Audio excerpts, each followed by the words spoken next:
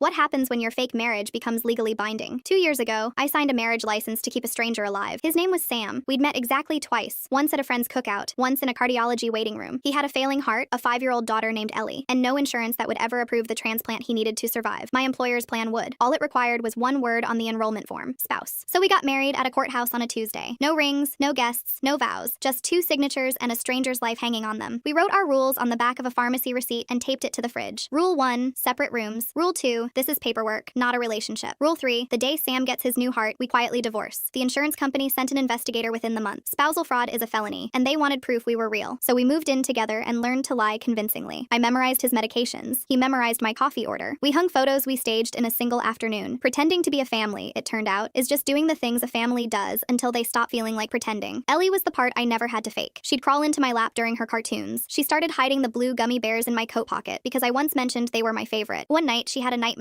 walked right past Sam's door and knocked on mine instead. Can you check for monsters? I checked for monsters. I checked every single night after that. On the hard days, I'd come home to find crayon drawings waiting on my pillow, lopsided hearts with my name spelled wrong inside them. Sam got worse before he got better. Some mornings I'd find him gray and gasping on the kitchen floor, and I'd drive him to the ER at speeds that should have gotten me arrested. I learned the night nurses by name. I learned to fill out his intake forms from memory. I learned that the man I'd married as a favor had a laugh that made the whole apartment feel warmer, and that I had somehow started living for the sound of it. We still slept in separate rooms, still called it paperwork, still joked about the divorce we'd file the second he was well. Then the call came at 2 a.m., a donor heart, a match, surgery in the morning, everything we had been praying for. That night, Sam knocked on my door for the first time. If I don't make it, he started. I told him to stop. He didn't. If I don't make it, the marriage makes you Ellie's legal guardian. I filed the paperwork last week. I need her to have someone. I need it to be you. I didn't sleep. I sat on the floor outside his room until sunrise, listening to him breathe, terrified of the silence that would mean it had stopped. The surgery took 11 hours. When the surgeon finally pushed through the doors, she scanned the waiting room and asked one question. Which of you is the spouse? He's asking for someone, and I can only allow next of kin. I stood up so fast my chair clattered to the floor. That's me, I said. I'm the spouse. And I had never meant 3 words more in my life. He was alive. Barely, but alive. When they let me into recovery, he was buried under a dozen machines, pale as paper, and he found my hand before he even opened his eyes. You stayed, he whispered. I signed the consent form, I said. The fake marriage just saved your real life. He almost laughed, then winced. Nothing about it was ever fake to me. A week later, he came home. I found the divorce papers in the kitchen drawer, the ones he'd drafted the very week we married, dated, and never filed. Underneath them was a second envelope. The guardianship forms signed, making me Ellie's mother if the worst had ever come. He had chosen me twice, once to live for, once to leave her with. I tore the divorce papers in half over the sink. Rule 3 is canceled, I told him. Ellie was standing in the doorway in her pajamas. Does that mean you're staying forever? She asked. I looked at Sam. Sam looked at me. Forever, I said. Last month, we got married again. Same courthouse, same Tuesday. Except this time there were rings and a 5-year-old scattering flower petals down the aisle, and 2 people finally signing their names for the only reason that was ever real.